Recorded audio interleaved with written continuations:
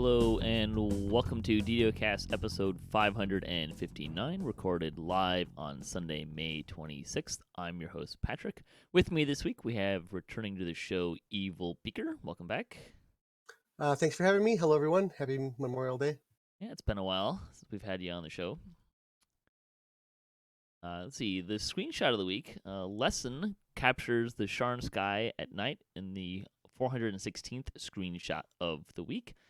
Really pretty shot. It shows a real nice, good shot of Sharn at night. That's a nice. I'm sure we'll see a few more in the next coming weeks. A few more Sharn pictures, probably. Mm-hmm. Pro tip: if you like winning the screenshot of the week contest, current events are a good way to go. So Sharn just came out, so just submit a bunch of Sharn screenshots for the next month and a half, and you're probably in a good fit. But try to be unique. There's not a lot of people. My understanding is there's not a lot of people that try to get these things. So it's your odds are pretty good if you have a decent skill at photography and stuff. We like to talk about Dungeons & Dragons online nearly every weekend. You can catch us through Twitch, YouTube, the DDO forums, iTunes, or from our website, DDOcast.com. DDOcast is hosted by Cyber Ears, the awesome podcast hosting network. Shows are usually available within a few days of recording, and the next show will probably be next weekend. You can stay updated by following us on our social media pages or our website, DDOcast.com, with our calendar. Some production notes. Hi, I'm back.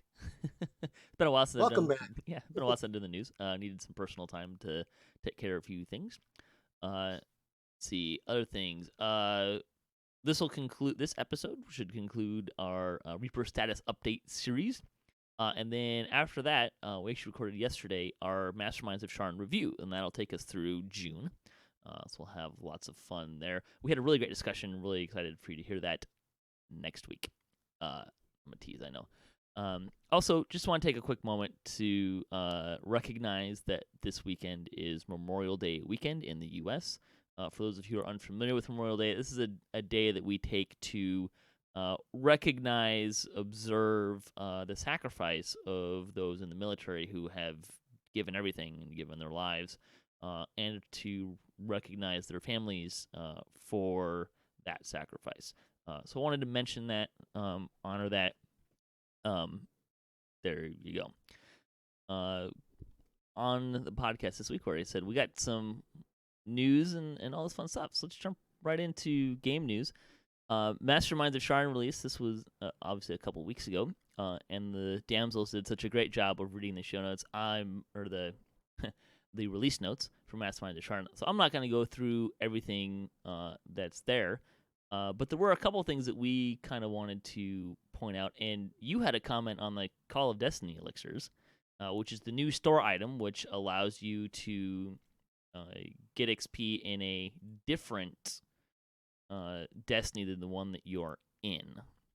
Right. And if you're starting out in Epics and you want to hit for your most powerful Destiny first, and then you got to kind of go for the ones that maybe don't really attuned to your character very much. This is awesome. And you said they were how many points? I believe one is 150, and they come in bulk pricing. Wow, that's spectacular. They're not expensive.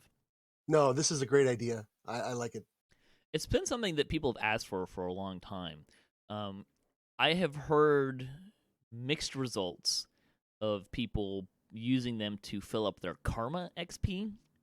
I thought someone that I was running with or was in a channel or something said that it wasn't. I can't verify that, unfortunately. So if that's your plan, I would maybe buy one to start and make sure that it works the way you want it to work. Yeah. I will try to find some verification one way or the other, but I don't know a lot of people that are using these because most of the people that I tend to run with already have their destinies capped. Right. But in any case, yeah, I think it's fine. I don't have any issues with it. I think it's people want it, give it to them. It's not gonna break the game. It's just not. No, and if you want to run, high level Reaper stuff, this might help you out a little bit as far as you can stay in your most powerful Sure, destiny. Yeah. That's a great point. Stuff like that. I like it. Let's see some of the other stuff.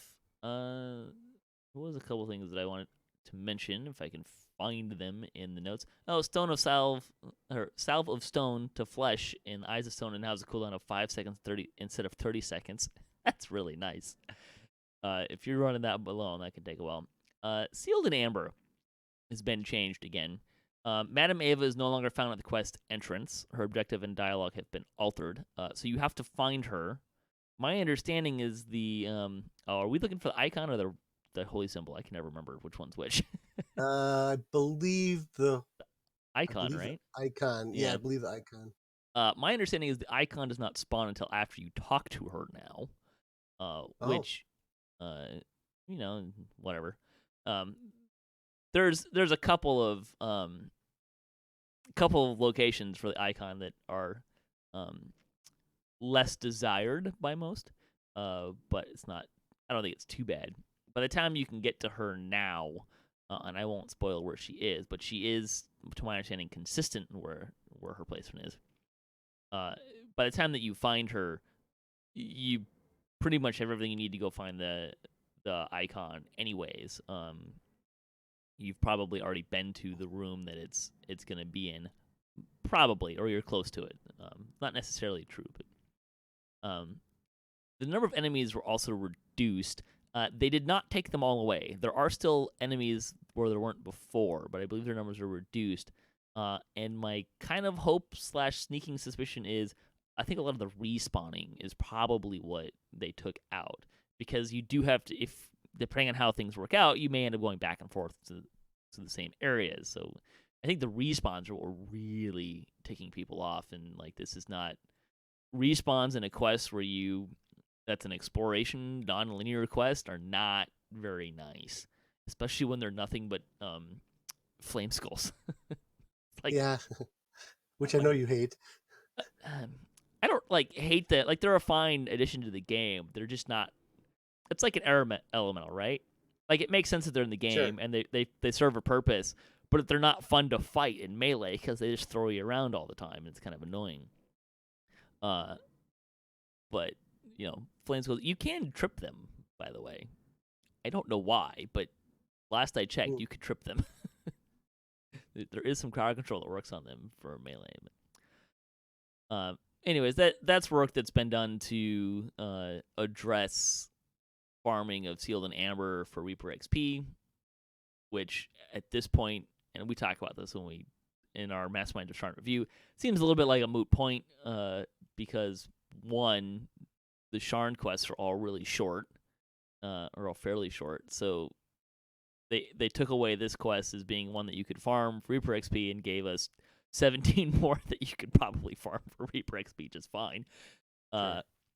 And the overarching problem is really more the fact that XP doesn't ransack to 0, it only ransacks to 80%. If they fixed that, you wouldn't have any farming problems with any quest, period. So It's still a great quest. I mean, it is. I as like far it. as flavor goes, and just finding all the tricks and traps and passages. I mean, I think it's one of the best ones in the Ravenloft. It is. And I ran it on 5 skulls and it was fine. Like it wasn't any problems. Here's the one that I liked. Concentration skill DC check now only uses 1/10 of the incoming damage to increase its DC. So what this is saying is when you get hit, if you're trying to cast a spell without quicken or use a scroll, there might be some other abilities, but those are kind of the ones that really come to mind. If you get hit, you had to make a concentration check or you would fail. I think the ratio used to be 1-to-1. They may have changed that, but as damage has gone up as you get into Reaper mode, where damage really goes up, and just this is one of those holdout things that make sense in a pen and paper game, but the damage isn't that high in a pen and paper game, right? It doesn't translate. Yeah, It doesn't translate into DDO. it's a scaling problem because in pen and paper, you're not running around with a character with 3,000 hit points and you're not taking 700 points of damage. Well, maybe first edition, but If you are, I'm intrigued. What are you yeah, playing? yeah. exactly. So yeah, it's one of those things. But I like that change. It's a really nice one. Let's see, any other. I think that's kind of all the ones that I wanted to mention. Is there anything else you wanted to kind of mention before we get into the patch for the week? No, not really. I mean, I haven't done any of the epic stuff for Sharn yet, but I'm kind of saving that for DDOCast Splat. But They're the same I quest. There's nothing different. yeah, Nothing but new I there. like they have the new filigrees and the new artifacts. I think that's great. I love it that they're keeping going with the same stuff that they introduced us with in Ravenloft. Yeah, it is fun. I almost kind of wonder. I mean, they serve completely different functions, but they like this filigree system's working really great. Can we revamp the augment system now? Like, Yeah, well, or yeah. just translate the augment system to a filigree? Like, I don't know. They get that in dialed in. Gearing's going to be a lot of fun and a lot more versatile. But hopefully, now that Sharn's out, that they'll have some time to really get into that augment system soon. So let's see. Update 42, patch 1. So I will stop briefly and say there have been a couple of hot fixes that they didn't really release notes. They were fixing. They fixed one thing that had to do with access to Sharn, which was really that people who didn't have Sharn had access to Sharn. Oops. They fixed a couple. They did not touch the raid, which was a little disappointing. For a variety of reasons, and we'll get into that. And we really got into that in our Mastermind of Sharn review, and I think that'll be in 2 weeks when we get to that one. But they did have a patch. They also had a hot fix after the patch, which I believe was fixing scrolls not being used, some stuff like that. But the patch notes. The first thing they did, so the boarding pass. So this is an item that you got if you got the ultimate pack, and it teleports you to Sharn. The issue is that the airships would teleport you to the exact same spot, and a lot of people said, "Hey, I bought this ultimate pack, and one of the things you sold me on for this ultimate pack was having this easy access to Sharn, which now everybody has. So why did I buy this ultimate pack?" Oops. So what they did was they made it so the boarding pass will now teleport you to one of 4 places: the Tower District, the Sharn Docks, Alcrin's Forge, or the Drunken Dragon Tavern. I think it's a pretty decent compromise. Those are all more convenient than just the one place. They adjusted the nearly finished crafting so that now has appropriate upgrading costs. The numbers were really high and out of whack. Let's see. The Shards of Mechanus filigree set now have an appropriate drop rate, as in they drop. They were oopsily left off. Yeah. They fixed a couple display issues. Erroneous daggers are no longer appearing in the loot list of Masterminds of Sharn. Reportedly, those were not actually doing anything. They were just like additional items. They weren't replacing anything or anything like that. They fixed an issue where some cosmetics were given an improper minimum level. Good. I actually made the trash can lid as a cosmetic because I got it and I wanted to see it and play with it. And it was minimum level 29, and I intended on putting it on a level 5 character. That didn't work so well. I haven't actually checked to make sure it works, though. I will say, though, that trash can lid, it's everything that you expect it to be, and then I realized that it was a lot less impressive than I thought it would be, right? It looks exactly like what it says it's going to be. Like, if you actually think about it, it's a trash can lid. Like an Oscar the Grouch style trash can lid. And it looks exactly like that. I was like, oh, this would be great. And then I looked at it, I was like, all right, that wore off fast. Well, and I was running around the cogs, and I was talking to you, and I was like, oh, it's kind of cool that they got bad guys standing around burn barrels. And then you said, hey, did you know that there's a trash can lid shield? And I'm like, what? So yeah, I think the Mirror of Glamour is going to get used on that one quite a bit. Yeah, and the work on it is is well done. It's a very well done trash can lid. It's one of those things that like my own expectations were completely met, and then I realized that my expectations of those expectations were completely off base. Monsters. The Utiug disease can now be properly dispelled with cure disease. Do you know the proper pronunciation of that monster name? Audiug. Audiug? Okay, we'll go with that then. Which are a fun monster. And I'll tell you a quick story, because we don't have time for that. The first time I found one, the floor fell out from under me, and I had a moment say, "Oh, hey, look, I'm dead." And Audiug. Yeah. Audiug. Nice. Oh, he's completely squished me. It was great. Let's see. Masterminds of Sharn stuff. So the Sharn Story Saga now has a chance to drop one of 3 random minor artifacts out of the full list of 10. The way that works is if you get the Elite Saga, you have a 25% chance, and a True Elite Saga, 50% chance to get artifacts. And then if you flag that, right, you succeed on that roll, what you get is 3 artifacts, at which point it rolls randomly to determine for each of the ones which artifact you can get. You can get duplicates. And in my case, I got the gloves 3 times on one character. So naturally, I took the gloves. This is the only option that presented to me. They also, though, all of the end chests in Mastermind of Sharn now have a small chance to drop minor artifacts. So these things are not hard to get anymore. And I think that's fine. I have absolutely no problems with that.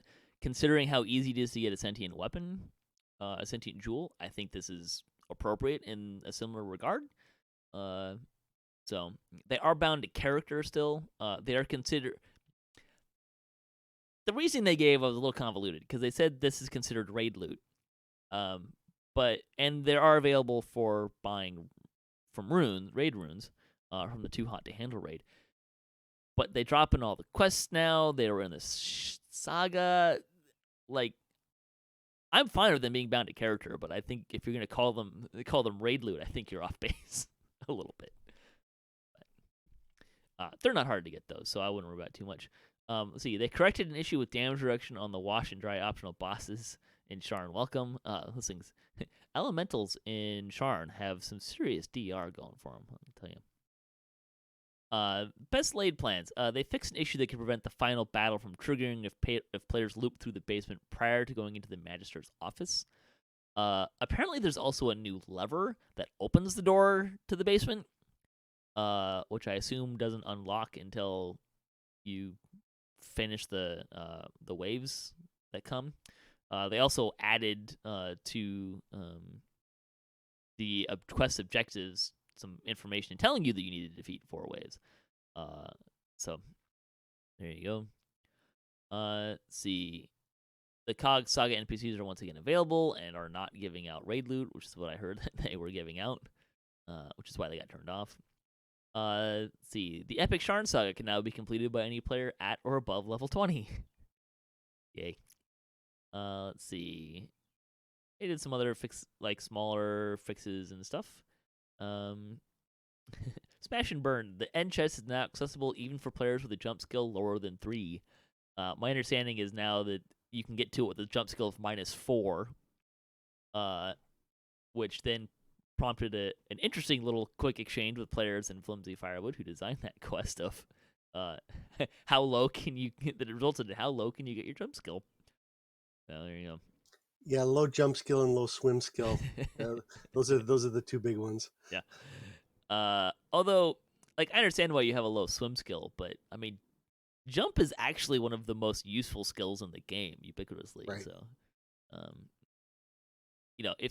if your jump skill is lower than -4, may I suggest to you that for the jumping portion of this quest, you either A, need to get a jump clicky or jump potion, which exist, or B, take your armor and shield off. I was gonna say strip down to nothing.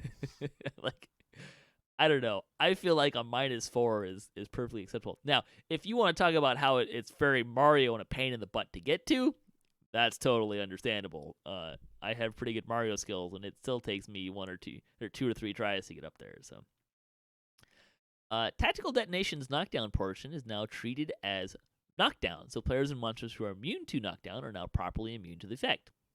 Cool. Let's see. Let's take a moment. So we did our Masterminds of Sharn review, but quick hot take. What do you think of Sharn? You happy with it? You enjoying it? Well, I haven't done all the quests yet, Sure. but from a visual standpoint, I think it's great. I love what they're doing with just adding things for different characters. I haven't played a Scoundrel yet, but I hear everybody says that they're a really great addition.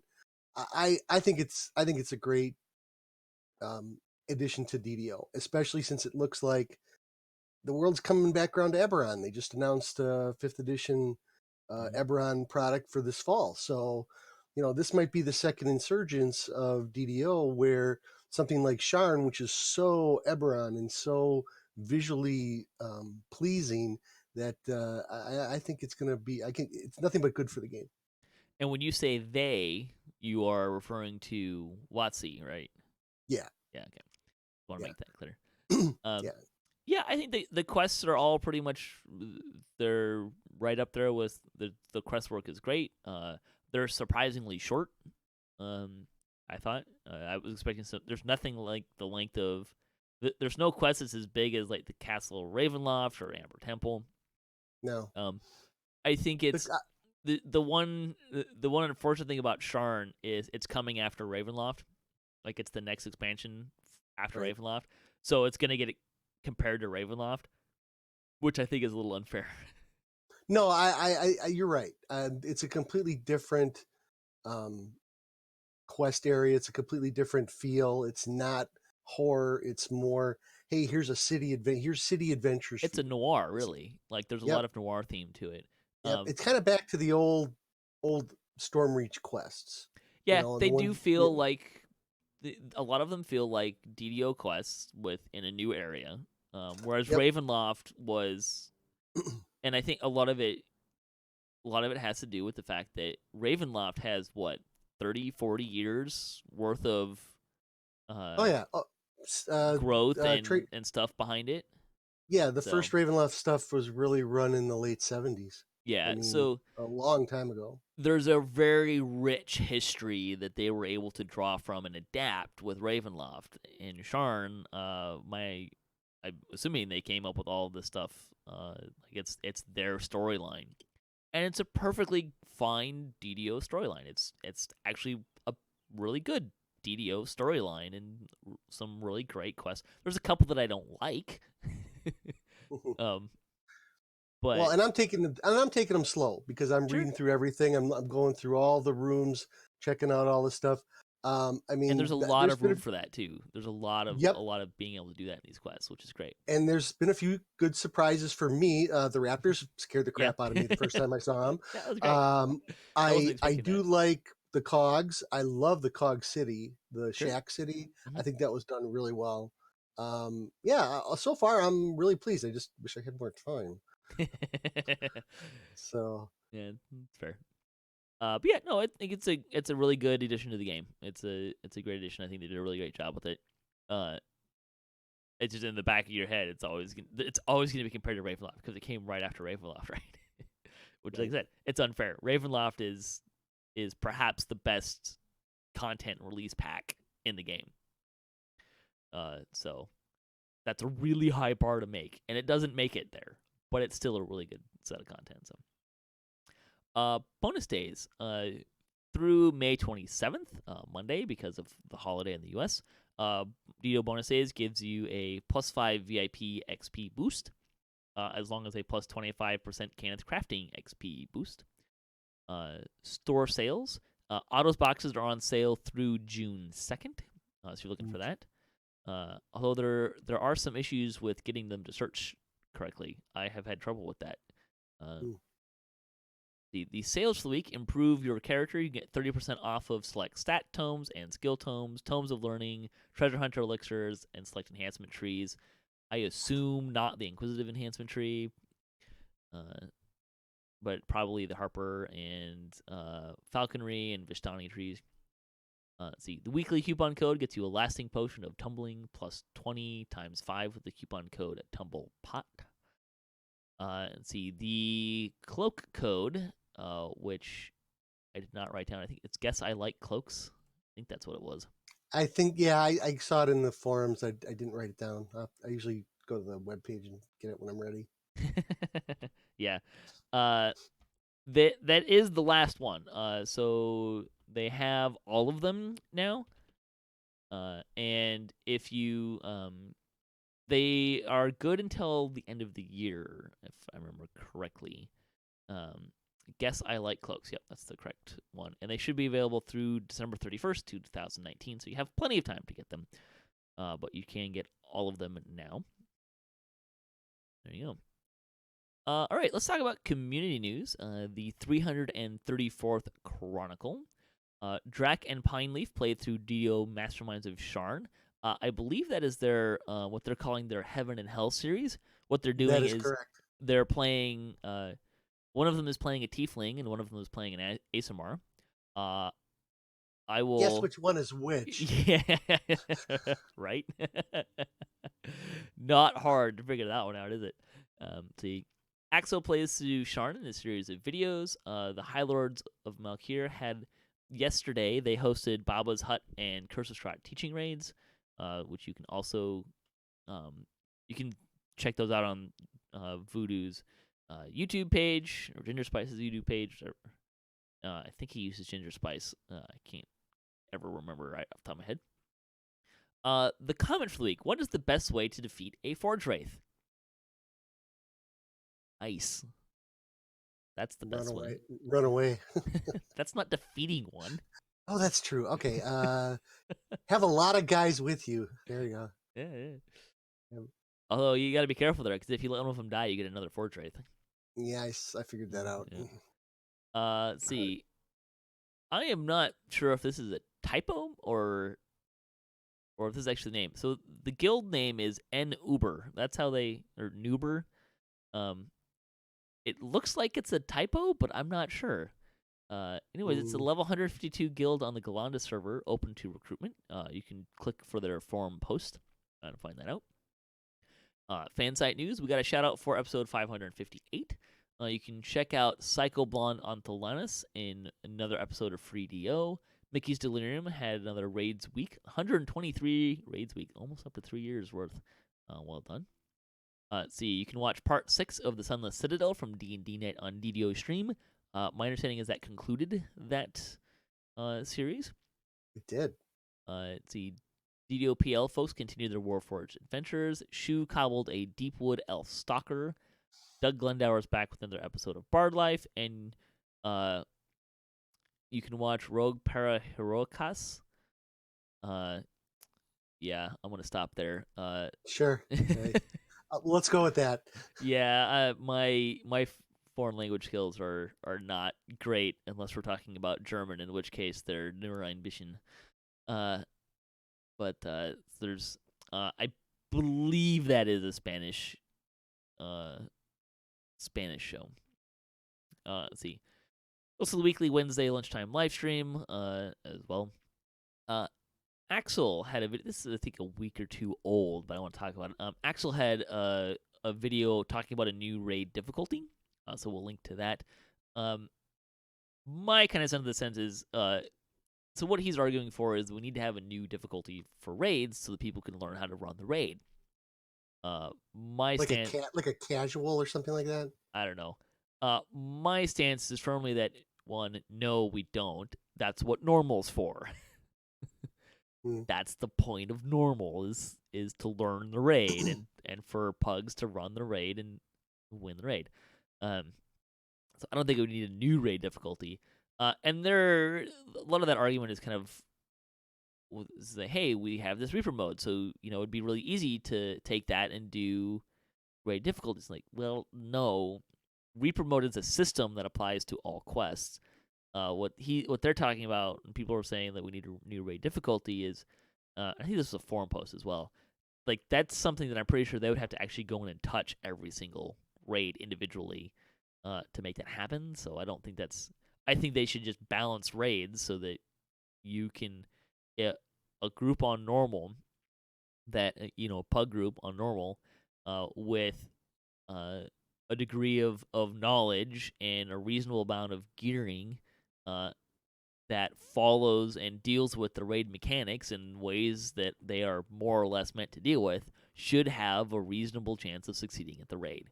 And if that's not true, the problem is not with the difficulty system. The problem is with the design and balance of the raid. So, that's kind of where I land on that. Let's see. DDO Players News had episode 224. They were talking with Lessa and Rent and Tay about their static group that they've been doing there. Let's see. D&D night on DDO stream. A couple of notes here. One, Heroes of Battle Rise, which is your campaign, which is basically the original one we started with. I mean, for those of you who don't know, we started D&D night a little over a year ago. It was April of last year. Yeah, and for the first, I don't know, 6 or 7 months, we played sporadically. We played once every month and then once every 2 months. It was really when people were available to play. And we didn't have compiled videos of all of those done until you, sir, took the time to put everything together, which is awesome. Yeah, so that's one. So that series, because of D&D Night on DDO Stream, sponsored by Fantasy Grounds, a virtual tabletop gaming platform that we use, and it does a really great job. Because we kind of said, hey, this is really popular. Let's make this a thing. So we moved to doing it every week on Sundays at 7 p.m. Eastern Time, which you can catch tonight, the return of Heroes of Battle Rise. So as part of that, we kind of went back and said, okay, we need to, because there's a bunch of different groups that are going, different series, some of which have already concluded, were one-offs, short series. Jerry's done 2 3-episode series. So what we kind of realized is, hey, we need to do some branding.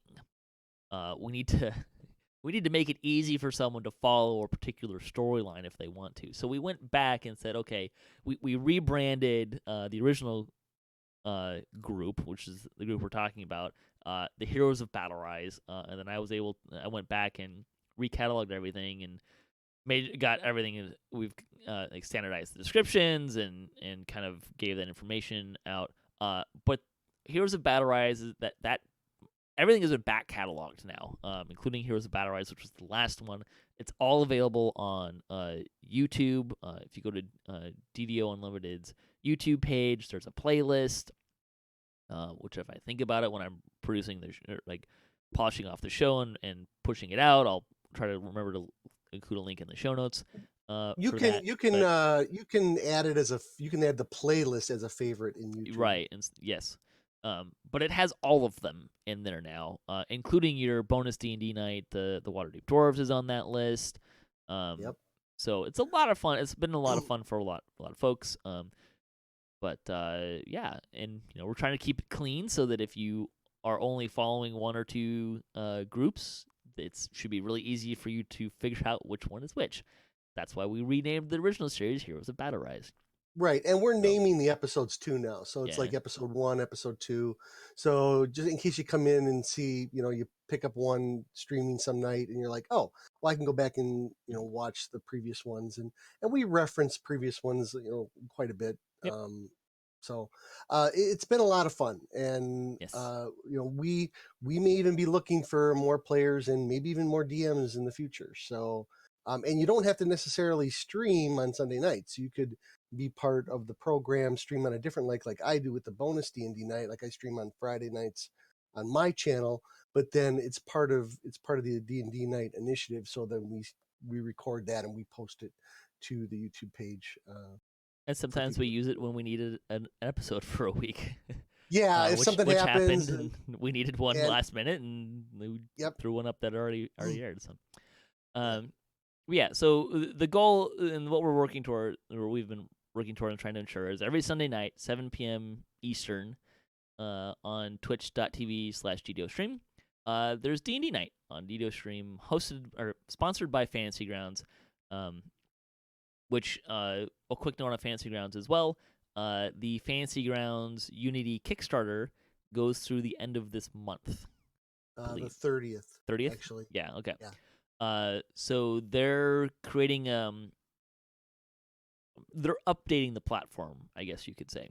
Right. It's kind of the next version as well, and it looks great.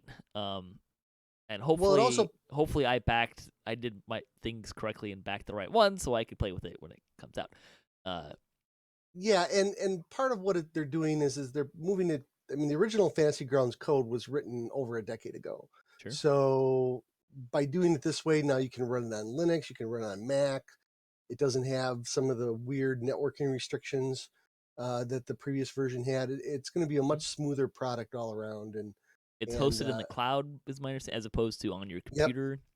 Yep. They have the thing that I'm really excited about is it has dynamic line of sight and fog of war, which I think will be really cool when they get that in there. The map building looks really solid as well, so I'm really looking forward to it. I can't wait to get my hands on it. So,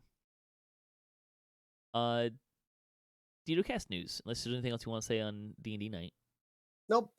Check us out tonight. Yep. We should say we're starting season 2 of Heroes of Battle Rise, which is really just an easy way of doing numbering systems. Right. See, DDOCast news. DDOCast Splat will be back for season 5 again. Easy numbering systems. So that should be back middle of June.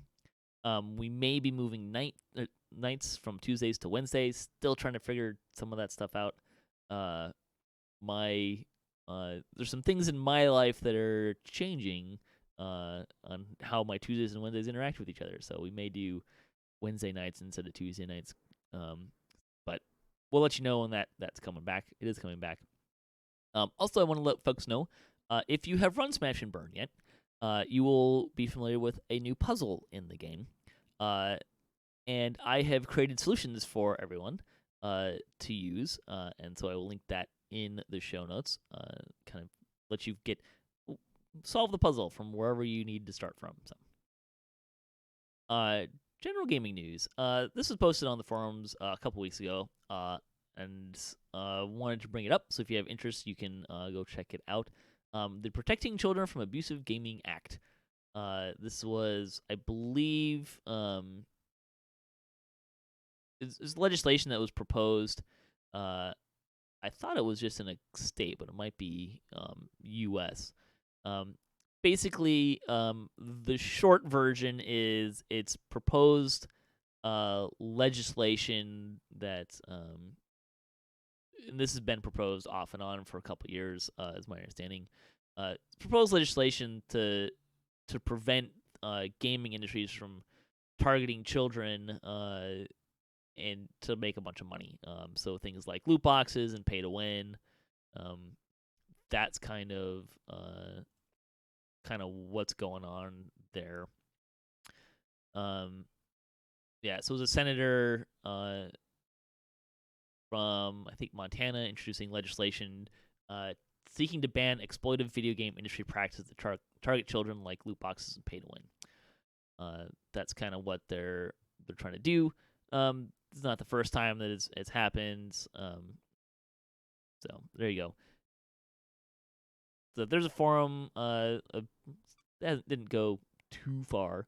I think most people kind of said that, will it impact TDO? Probably not, because we don't really have that for the most part. But it may not. But again, it's not actually law yet, so it's just been proposed. So we'll see who goes. Anything you want to say on it? No, not really. Other than, every once in a while you'll see some news story about some kid playing a game on his dad's iPad and ran up a $5,000, credit card bill. That's not exactly what this is about, but it's similar. And I don't know. I think that both parties are are. I think that it's a good idea to have some rules in place so that stuff like this maybe doesn't happen. And then if people directly violate it, well, then yeah. Yeah, there's certainly no place for predatory practices targeting children to rack up a bunch of money. Right. That's no good. So, all right, let's run through some lightning posts. Got some couple comments from past shows. This goes back a little ways. So apologies. I may not be really great about remembering which one was specific to where it was, but Ron wrote in. He said, starting a group is a BS response. Just because you start a group doesn't mean you will get people to join. I have started many groups for hard or elite level and either have had no one join or have someone join and immediately ask to run Reaper and then drop when I say no. A great way for some of these vets to see what it's truly like for new players next time there's a minor preview of a new quest. Instead of copying over your max level character, create a brand new character with no past lives, no Reaper points, no named raid items, just minimum level random loot gen items, and then try to run brand new quests you know nothing about and see if you can still do Reaper 2 or Reaper 3. I think that might give you an idea of what it's truly like to be a new player coming into the game. Yeah, I mean, there's a lot of starting a group. I don't think starting a group is a BS response. I think it's a first step. And at that point, what you're talking about of like starting a group and having no one join, I don't see that as a problem with the difficulty system. I see that as a population issue. Like we need more people, and there's not enough people to support that wide variety of player base, which is unfortunate. But I'm not trying to belittle people by saying start a group. I'm just trying to say like start a group. Like that's the first step to anything of I can't find people to run with. Well, did you start a group? No. Okay, start a group. Try that. But yeah, I understand. Pugs. I understand. Like I start groups all the time and don't get anyone to join. Right. Like so that happens. I understand that. Pugs can be tough. Yeah. I mean, there's no denying that. But on the other hand, I mean, every week the Chronicle says, "Hey, here's a guild looking for people, and if you want to get in with, if you're starting DDO, you don't know anybody, and Pugs aren't doing it for you, then try joining a Yeah, guild that's that helps. recruiting on your server, and that can lead to other things." Yeah. Uh, yeah, I mean, and I have similar experiences all the time. Like I said, like I put up a group and say, hey, I'm going to run Reaper 3 to 5. And someone joins, hey, let's run Reaper 10. Like, I don't want to run Reaper 10. Okay, bye. Like, that happens. Like, I don't have a solution to that. So, let's see. Jai Shiro says, new player, and it's super hard to feel like I'm going to help at all in Reaper runs. He's in Epics, but gear still has some high teen levels, and he finds it hard to find gear that will hold up in Reaper due to how much he ends up dying. Crafting is wonderful for Reaper, but for the monk class I'm playing, he knows it's a challenge to craft monk stuff. Probably just not understanding it to the fullest, but definitely is a negative feeling when there feels like I could be changing something to be more survivable, yet I can't find that puzzle piece to step up my gear and character without the past lives and ton of Reaper points. Yeah, it can be tricky. Gearing is a big trick. The best advice I would have is ask some questions. Particularly if you end up running with a monk that's doing really well. Ask them what they're using. Where can they find get some advice from there as well. The game seems set up for needing past lives to Reaper. It seems like, in their opinion, it seems like Reaper is the hot thing in games, so it does make it difficult to run with others. To a certain extent, yeah, that's definitely the design. Reaper mode is a harder challenge. There's an expectation that you'll be able to handle it. Plus, the whole pug grouping with being a new player trying to learn, but people are fast and doing types of runs makes it hard to stay on top of things. All in all, yeah, I agree. Honestly, it's no game I've ever played that made it this exhausting to understand the game and also have fun in a group setting without feeling dragged through or like a charity case. Again, all his opinion, but this game is a fun and thrilling game due to the intense learning curve to some things, and in no way means it in this be rude or disrespectful. Just what it's an experience. Yeah, I think that's there's a lot of truth to all of that. So yeah, it is again part of it. I think goes back to population. I think the vast majority of the population has been in the game for a number of years. I will say though that in my general experience, most people don't get upset about you for being new or not knowing the quest or anything. They may tell you that most people, in my experience, at worst, it's going to be politely, this group may not be the right group for you. Thanks for coming. You should probably go find a different group. But even that I find to be pretty rare. Most people will just reform a group and move on, and they're not going to get terribly mad at you usually. Unless you don't tell them that you're new and like completely break something, then that might get you in trouble. But Grand Aaron says he doesn't know if you guys mentioned it, but it should be noted that there's a lockout feature in Reaper also, which can make a challenging run impossible to complete. It provides a built-in level of facility with elite runs. I think it's easy to overlook this or focus on our ability to do bigger and better things. So what he's referring to here is if you recall from a Reaper quest, it locks the quest. You can't get back in.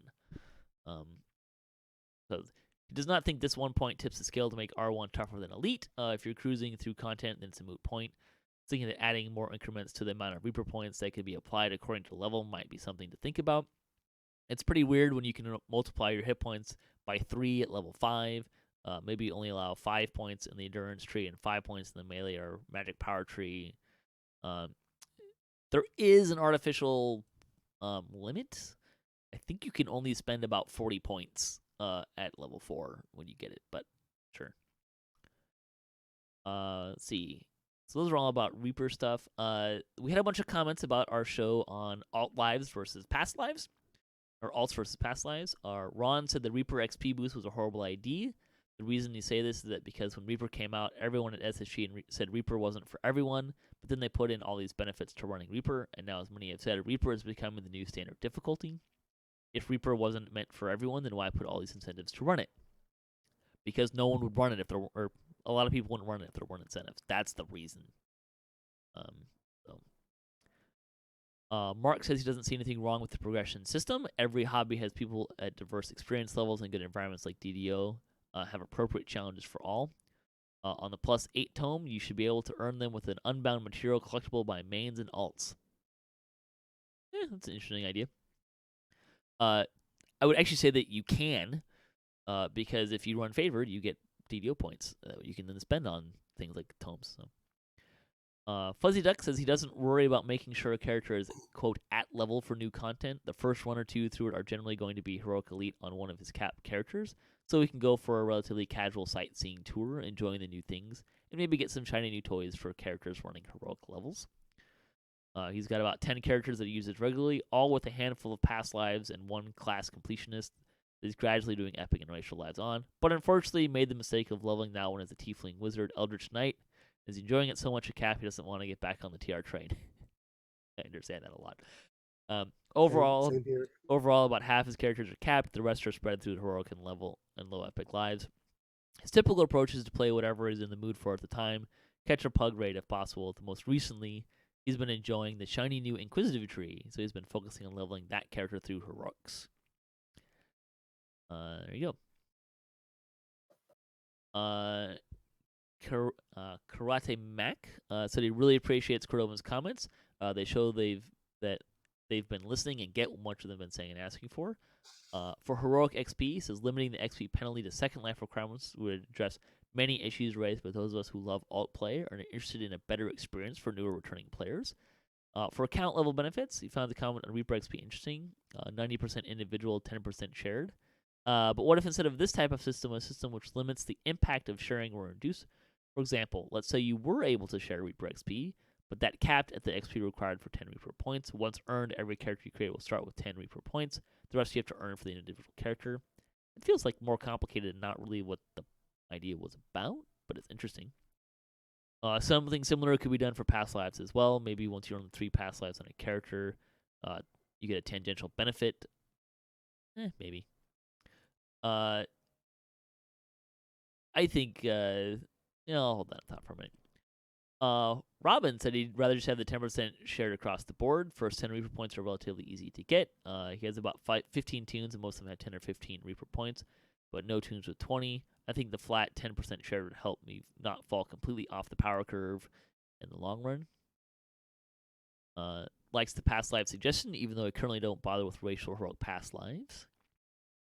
Let's see. Grandarin says he absolutely believes that there should be more incentives to play alts, particularly wants to chime in about account when you Reaper XP discussion. He's posted on that before. He does believe that Reaper vendors should operate on an account-based level. Yes, please. This is the best part of the whole discussion. So, likes that. Not asking for wings or anything over the top, but opening the first Reaper vendor would be very nice as a personal prize for years of hard work across alts. Yeah, I agree. Let's see. Sean said when we discussed Reaper mode on the show recently, there was some discussion about whether it makes it harder for new players if experienced players are playing harder and higher level content, and the newer players have fewer people to team with, especially in pugs. It's actually a problem for other players too. If your friends play more often than you, they'll all out-level you, or you may play at times when there aren't many others online in your level range. To address this, he's going to post an idea that you've seen in other games. DDO should adopt an apprentice system.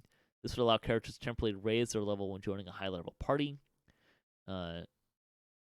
I'm not really a fan of that. I feel like that's going to be a complicated system and prone to problems. I would say that if your friends are playing more often than you and they're leaving you behind, maybe reevaluate that friendship. Or again, find a big guild with a wide Yeah. variety of players. Find more friends.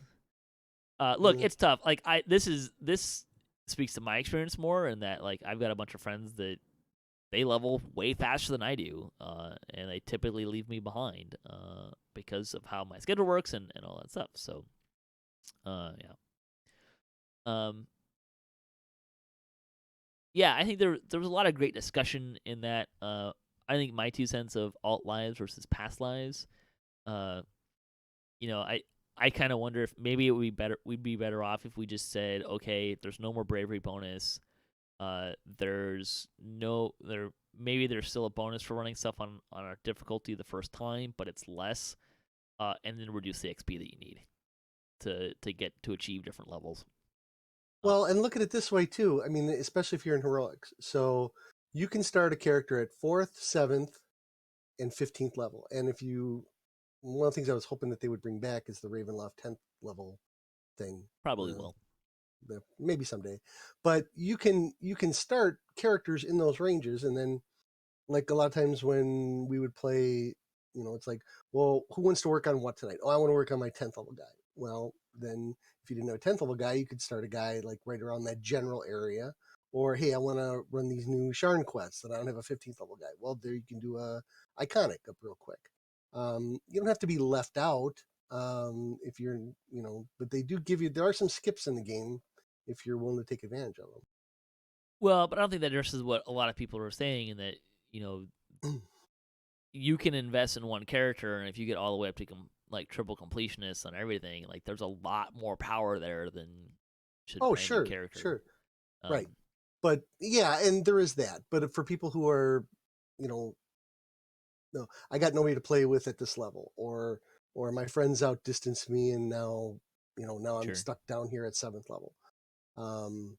There's a couple of alternatives to that. Yeah, and the grouping thing's a problem. I don't think that has anything to do with I think the mechanics in the game are fine. They are. It's a population issue. Yep. More than anything else. So. But thanks for the great discussion, guys. I think there was a lot of fun, interesting things, and thanks to Jerry for hosting that show on alt lives versus past lives. I think that got a lot of great comments and had a really great discussion off of it. Hopefully they'll make it easier for people with alts to keep up. I'm one of those people. I whittled my active tune list down to 5, and it's back up to 8 now. That's about where I am too. Yeah. So, and there are different levels of active. Most of them are just parked at cap and aren't gonna see the TR grinder probably ever. Unlikely ever. But I like the characters, and I still play them and use them for different things. And I also use alts to do more raids if I need to. So I can bring extra characters into a raid and stuff like that. So. fulfill different roles and all that kind of fun stuff. So, yeah, I think there's definitely an imbalance between alts and past lives. It would be nice if it was easier for people who are playing alts to keep up. I don't have a great solution to that. As far as people wanting to run things that aren't on Reaper mode, I would say that there's ways to there needs to be incentives to run Reaper mode, or people won't run it as much. But I think there's ways to. I think the bravery streak is probably the biggest problem. If you take bravery streak away, then people will be more willing to run other quests on different difficulties. The problem is if you take that away, you absolutely will need to reduce the XP that is needed to balance that out. And there's a lot of people that don't want you to take that away simply because their bravery streak is at 10,000 quests in a row on Elite. Yeah. So, but you can leave that in there and that counter in there, or even just reducing the bravery bonus, would be a possibility. But again, I think you have to counter that by reducing the amount of XP you need in the game. So, anyways, should we close out the show? Sure. Anything you want to plug? We've kind of already plugged the D&D night stuff, so. Yeah, well, if you're in the southeastern Wisconsin, northern Illinois area next weekend, there's a little convention called Nexus Game Fair. I will be there all 4 days. Have fun. Hopefully having some fun. Yeah. So thanks for listening to the show. Thanks to Evilbeeker for joining me today. And thanks to all the contributors for DDOCast, and to Sandy Stone Games and Wizard of the Coast, and to Cyber Ears. Before I get any further, I need to make sure I mention we're giving away an Ultimate Sharn code. And it's pretty easy to do that, to enter to win. You need to go to our episode.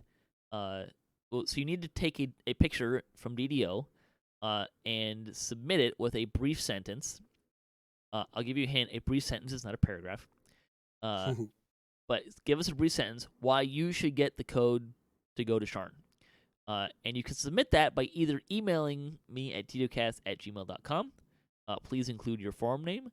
Or you can go to our forum post for episode 558, and you can post it there yourself. I'm just going to say, so this contest goes through Memorial Day, which is the 27th, which is tomorrow as of the time of this recording. And I should get this show out tonight. And there are currently less than 25 submissions. So if you want to get an ultimate code, you have really good odds because we're picking the ultimate code randomly. The damsels are also picking their favorite submission, and those people will get 500 points.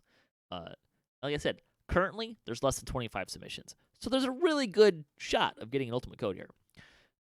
So make sure you take advantage of that if you want to do that. All right, now back to closing out the show. If you'd like to support this show, you can visit our website, DDOcast.com, or you can support us on Patreon. If you have a DDO-themed webpage, or you Twitch DDO and you'd like to be featured on our website, you can email us at DDOcast@gmail.com. You can hit us up at DDOcast.com for show notes, MP3s, our calendar, previous shows, and other fun stuff. If you'd like to be a part of the show, if you have a comment on this episode, a question you'd like to hear us answer, a topic you'd like us to discuss, or you just want to say hi, email us or leave a comment. You can also find us on social media and follow us for latest cast updates at DDOcast on Twitter. So stay tuned. Coming up next will be part 4 of our Reaper status update discussion.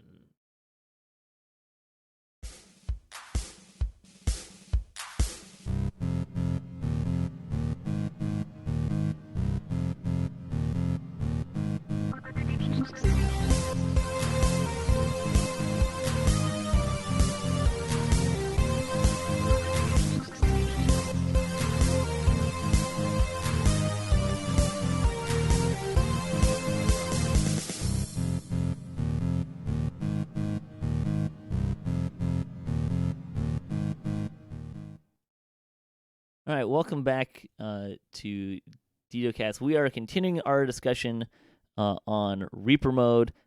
We are going to hopefully wrap this up here in the next half an hour, 20 minutes or so. We've been talking about Reaper and what it looks like and all these fun stuff. We're gonna get into kind of step back and take a little bit bigger picture stuff here. I'm your host Patrick. With me this week, we have continuing our discussion. We've got Nimvin, Voodoo, and Arcot. Hey everyone. Very unanimous. We are so today we've been talking about difficulty and a whole bunch of stuff about Reaper. We're gonna with this look to answer two questions, by which I say answer as though we're gonna have the correct answer. Like we're gonna discuss these two questions. And the two primary questions we're gonna look at are the Reaper trees. Were they a mistake? Are they good? Like, where do we think the Reaper trees land? And just in general, was Reaper mode good? Was this a good design decision and good thing that was added to the game? Those are the two things we're going to kind of look at this time. I have so much to say about this. Let's start with the trees. How do we feel about the trees in the PG-13 version? Well, then I'm out. No, I'm just kidding. Okay. I absolutely hate them. I don't think they were a necessary part of the game. As originally posed, the original proposition was that these were just, and people were just complaining that the whole game was too easy. Let's make it harder. Mm-hmm. So was fine for making it harder, but once they started to give rewards for Reaper, they necessarily made it so that was a necessary thing, because if you didn't do Reaper and you didn't get all the extra power, if you didn't participate in the power creep, then you were left behind. So, the Reaper trees are bad enough as it is. It's even worse that some of the core stuff, it gives you advantages in the non-Reaper part of the game. So they could have done my vision was that if you competed, Reaper 7, that was a bragging right. Or there could have been a tavern, let's say there could have been a leaderboard in a tavern that said, okay, this person completed this dungeon on R7 in this amount of time. And then you could have had it done, if once somebody did it on R8, they would take it was a in other words, completing Reaper stuff, accepting the challenge of Reaper and completing it was all about bragging rights, as far as I was concerned. Now, maybe they could have given like a cosmetic thing, like, oh, you've got this cloak that, showed you did R10. I don't or know. the wings. Yeah, or the wings. All the cosmetic stuff was fine. I don't really care about that. That's fine. And the bragging rights would have been awesome. I thought that would have been a much better reward, because the people that complete R10 stuff or high skull stuff, these people have very high egos anyway, and that's important to them, is to show off and to have and to be known. And so that would have been, I think that would have been the itch that would have been scratched adequately by just having Reaper based on just squarely on difficulty and publicity / cosmetics. That would have been fine. That would have been enough for Reaper, as far as I'm concerned. But no, they had to go through the power creep thing, and I don't want to say it destroyed the game, because that would necessarily mean I would think it was not good for the game. But they changed it so much that I just don't like it. I would like to say that I love it and it's incomplete. I wish they would add one more tree. Maybe even divide an already tree and add more to it, or even add two more trees. I feel like there's a player that we know, his name is Fire Goddess, who has 160 plus Reaper points. You only can spend 156. So like, really, they obviously didn't cap it because either they didn't believe anyone's gonna reach that, or two, they're gonna expand on it. I feel like it's incomplete. I feel like there should be more trees with different enhancements, maybe even enhancements to increased heal amp, so that way the debuff isn't so bad. I do kind of like what you said about the bragging rights. I kind of think that it would be cool if you didn't have to buy Reaper wings. You can just go into a dungeon that you completed in R10 and you just have wings when you enter in. That would be kind of cool. So like people know that you know, you did this quest really well before. That would have been a kind of interesting way to go about wings. But trees, I believe, are incomplete. I want more trees. I want a lot of trees. I want to rub trees all over me. I'm gonna go with that. It's definitely a double-edged sword.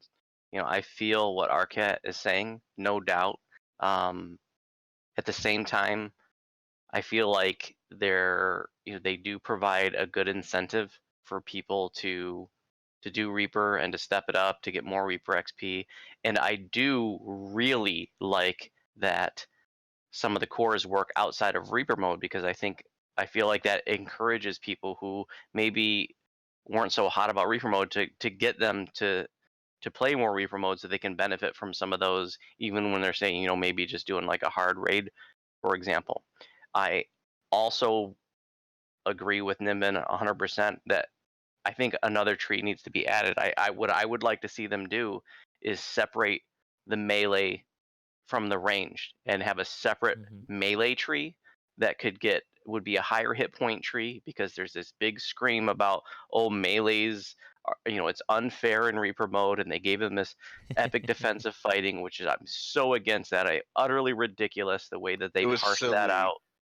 It's just, that was so wrong. That approach was so wrong. But if they had gone for a Reaper melee tree, make it a higher hit point tree, focus on, they could even have a percentage hit point line in that, have some more dodge there or whatever, more defensive stuff, and then have another tree that was just for like range tunes, maybe have a skills line and some other like utility things in there. I think that would be a really great approach.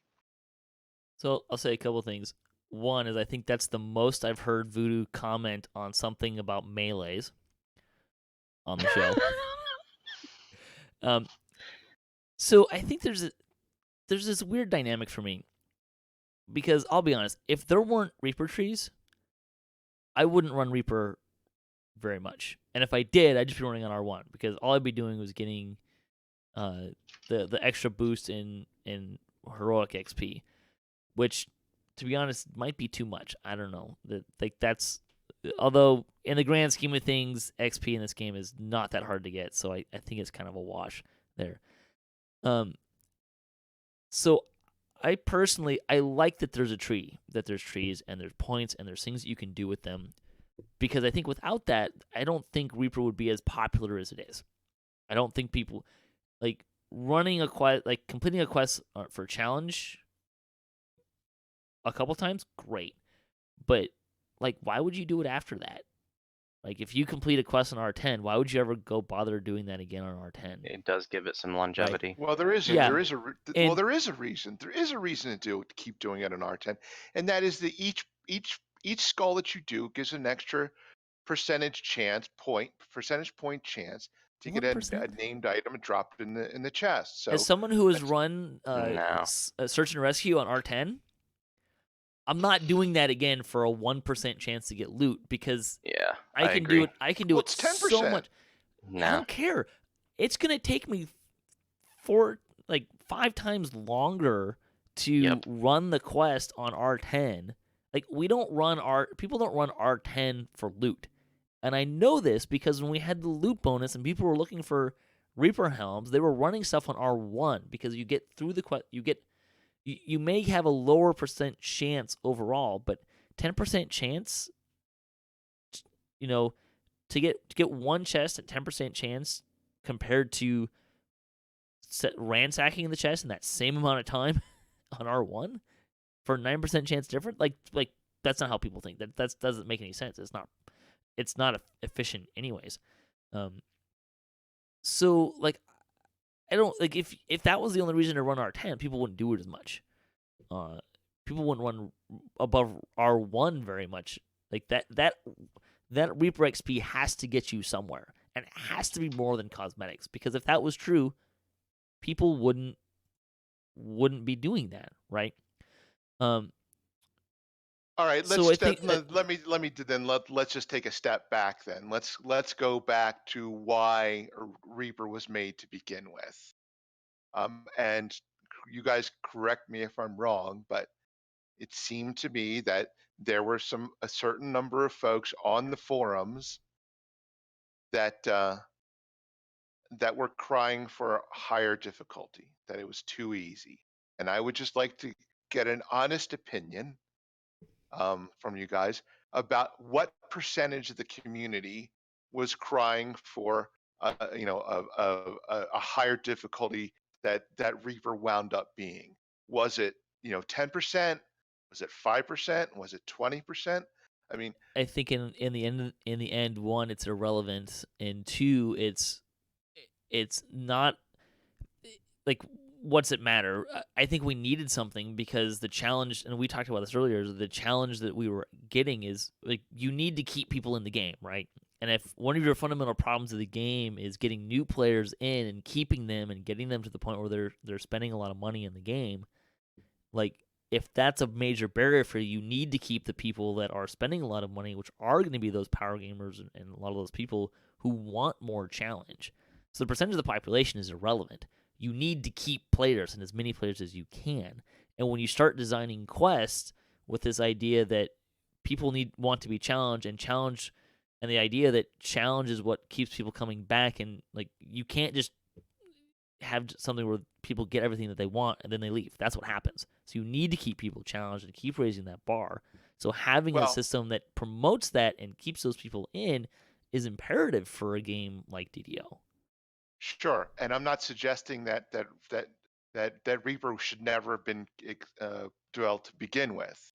My point is, though, is that the people that wanted it were the people that were really wanting the challenge, and providing the challenge, I thought should have been good enough, I don't not think it is. necessarily the power creep. What I would say is, and I think Voodoo and Nimvin want to jump in here, like where I think the trees kind of get off base is I think when I look at those trees, everything works for me except for one thing, and that's the hit points you get from it. Amen. I would. I've been waiting to add that. I feel like a lot of people will see a problem and they're like, throw some hit points at it and it will solve it. No, it won't. Hope you didn't just hit a dog. Yeah.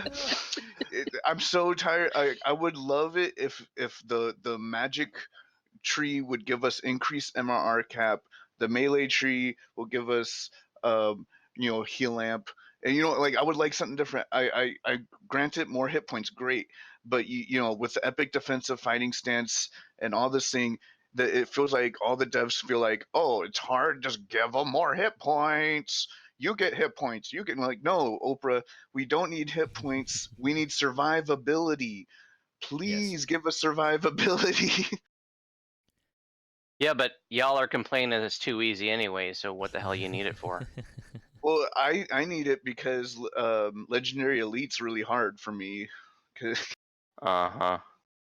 But I think that for me, I think that's where the trees break down. I think conceptually having the trees, like the challenge would get me, challenge alone would get me to run stuff occasionally, but looking at how I play and if any of like 10 people in my guild heard me say anything else otherwise, they'd come out and call me a hypocrite. Like challenge is not enough for me. Like I'm one of those people that likes to go in and get things and accomplish goals and tasks. Now, one of those things can be I'm going to go complete a quest on a high difficulty. Sometimes that's fun, but I don't do that every day.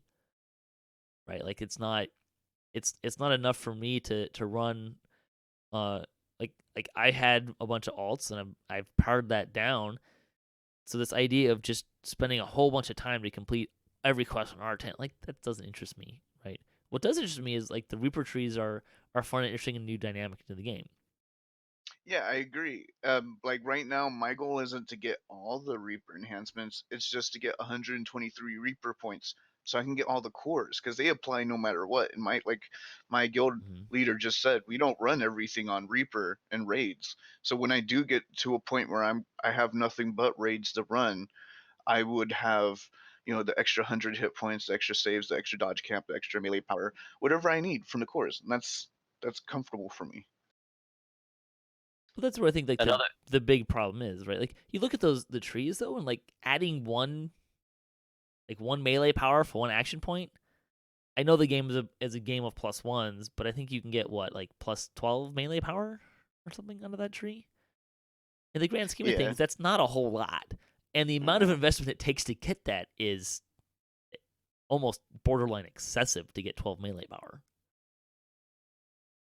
Go ahead, Voodoo. Yeah, I totally agree. I just wanted to say that I think another mistake they made along the way is to double the Reaper XP for legendary quests. I think that was a mistake. I think it's just too big of an incentive to sit there and grind at cap. Whereas the rest of the game is largely overlooked. That it's already the way that Reaper XP was already, with the multipliers, you're already getting your biggest Reaper XP at legendary. But where it is now, like literally the hardest place to get Reaper XP right now is in epics, non-legendary epics, and it's kind of silly. Although, do you think that has to do with the content, or do you think that has to do with more that people have figured out that the fastest way to level in epics is Slayer areas? I think that it has to do with the differential of the levels that you need to run the content at to get maximum Reaper XP. We used to be able to run the stuff at 4 levels over base normal level and still get maximum elite bravery bonus. Now, if we want to get maximum Reaper XP, we got to run it at base normal level. So that means if you're doing Giant Hold, for example, we used to run these at level 28 to get bravery bonus. Now you got to run it at level 24 to get maximum Reaper XP. The difference between running like a Giant Hold quest at level 24 versus 28 is massive. Sure. That's a huge difference in power, and it makes running that content for Reaper XP so difficult that, for me, even somebody who likes to step it up considerably in heroics, when it comes to epics anymore, I've resigned to the Nimbin attitude of things that I'm just gonna do a few dailies. I'm gonna max out all my slayers and get to level 30 in literally a day, because running epics for Reaper XP is ridiculous. Sure. Yeah, I think you raise a good point there. I would say that that level, like when you're level 20 to 23, like if you're actually running content at level at those, like that's where I find the game to be almost the hardest. Like see, I think it's not bad at 20 to 23. Well, if you're if you're trying to run quests at 20 on Reaper at level 20 or like level 21, that's where maybe it's just the content, and that may be because just my past experiences. I don't know. But I think you're right. There's a problem there that Epics is like, why would you running Reaper XP and Epics is not really very efficient. But before they made that change, we're doubling Reaper XP and legendary content. Like people weren't running legendary or running Reaper at cap. What they were doing to get Reaper XP was running reincarnations. And heroics is where everyone was getting all the Reaper XP, and I don't think that's the better solution.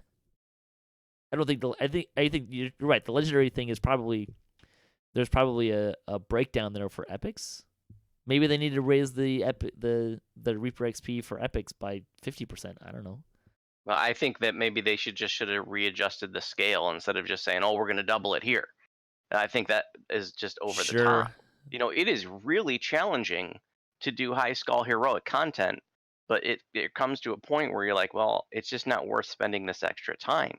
I talked earlier about how like we're at like a mid skull pace. Like you talked about the balance. Like, okay, I want to run things quickly and efficiently, but I also want to be challenged a little bit too. And where we all find that balance is different. And for us right now, it's like we're doing a lot of mid skull heroic stuff because we can do that quickly.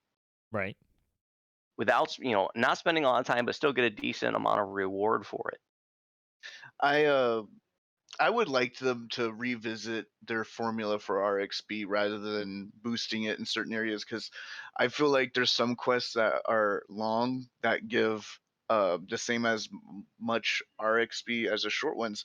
Sure. And I feel like heroic people should be rewarded a little bit because we don't have access to the full Reaper tree in certain, like I feel like we should be rewarded for doing it with less Reaper XP, less action points, less everything. Like we're on the tip of our fingernails.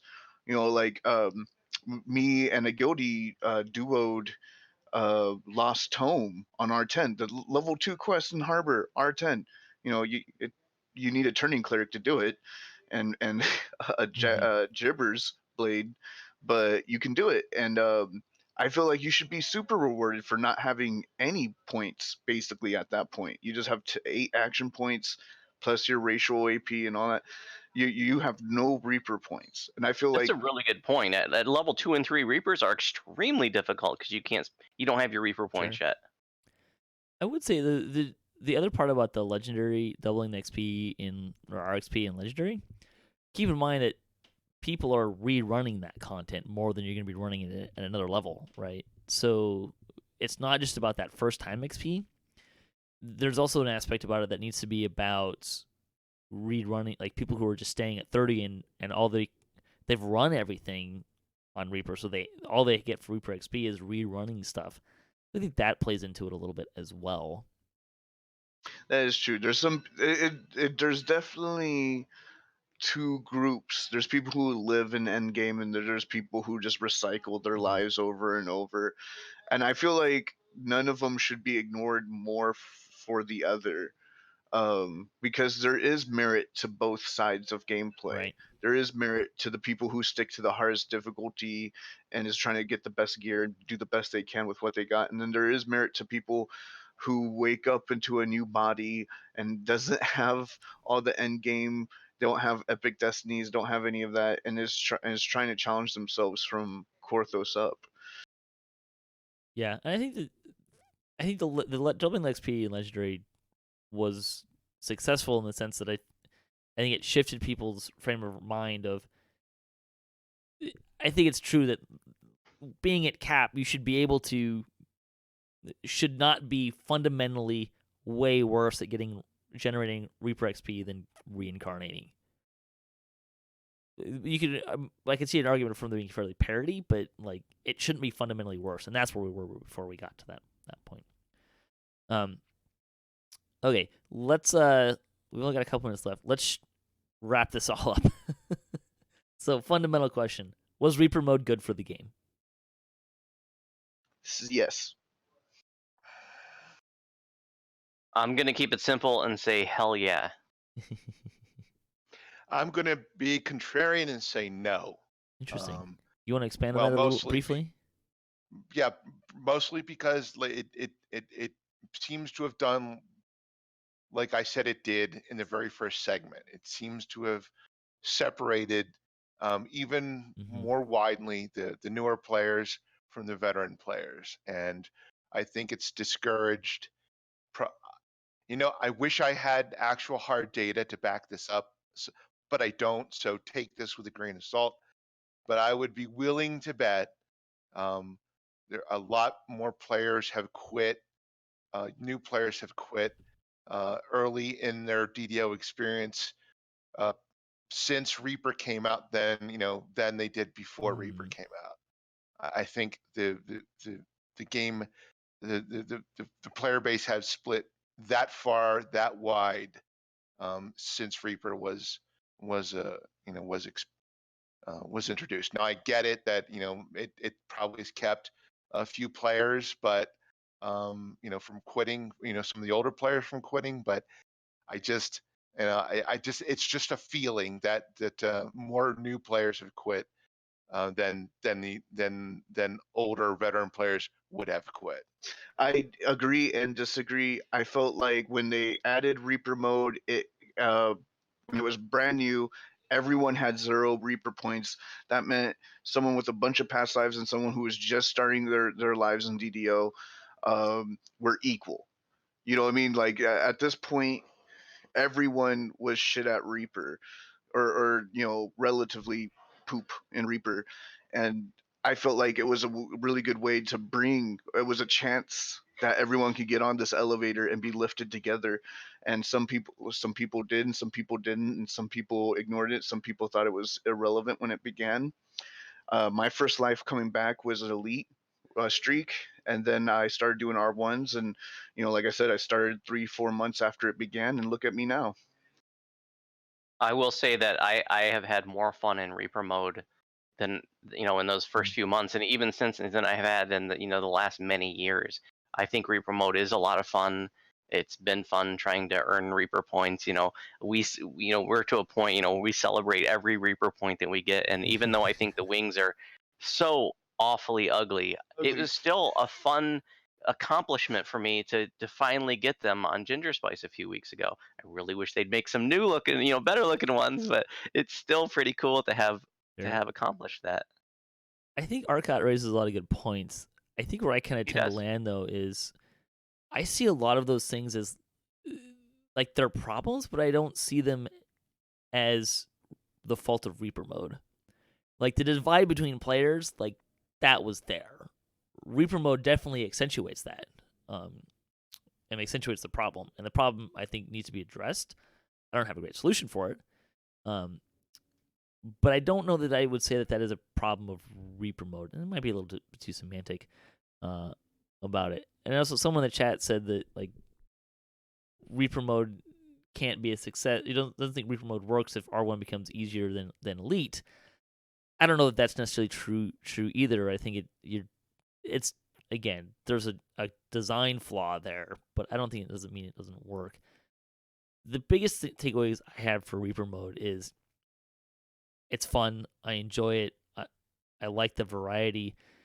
I think the ability to more tailor your challenge is better for the game design because as we talked about earlier, I think we're running into problems where new content was being designed to challenge people, to retain people, and to provide more challenging content and some variety.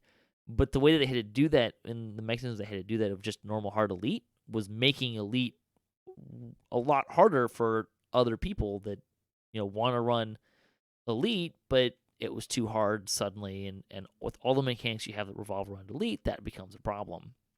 So I think having more variety and difficulty is better and allows them to create a better, more enjoyable game for a wider variety of people.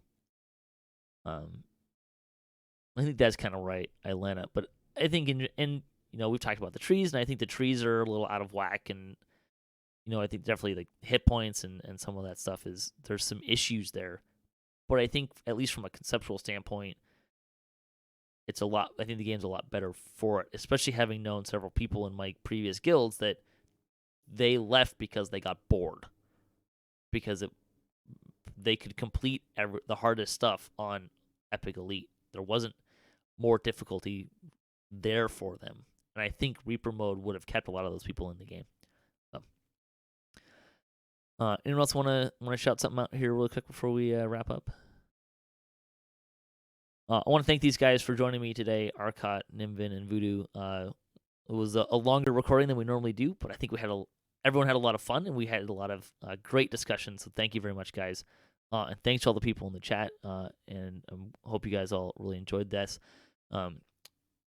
Nimvin and Voodoo both Twitch and have a bunch of videos that you can check out. Highlanders of Malkir are doing teaching raids. You can find out about that on Sorlona's forums. Anything else you guys want to shout out here as we close out? He is risen. Happy Easter. We Twitch on his channel, but we both have separate YouTube channels. So Go ahead and check those out. All right. If you'd like to support the show, you can visit our website, DDOCast.com, or you can support us on Patreon. You can also find show notes, past shows, and more on our website. You can also find us on social media. Follow us for the latest cast updates. I'm at DDOCast at Twitter. Please join the discussion. This is some fun stuff to talk about, and I think it really kind of highlights some different points of view and kind of some things that hopefully can get changed and fixed for Reaper and make it all better and more enjoyable. So leave a comment, email us, ddocast@gmail.com. I can't wait to see what people have to say about this topic. It's been a lot of fun, but until next time, may all your attack rolls be crits, all your chest level appropriate, have fun, and don't forget to gather for buffs.